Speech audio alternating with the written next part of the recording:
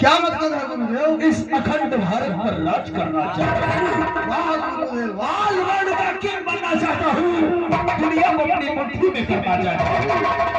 एक बार इच्छाधारी नाग और नागन मिल जाए और नाग पंचमी से लेकर शरद पूर्णिमा तक उनकी नागमणि मिल जाए।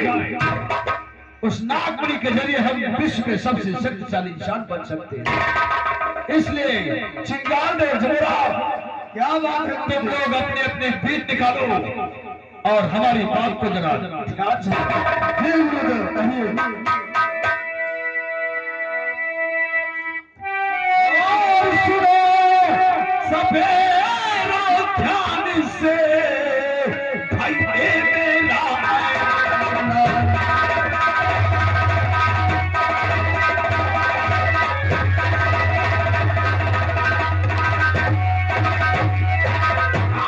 सुनो सवेरा ध्यान से, भाई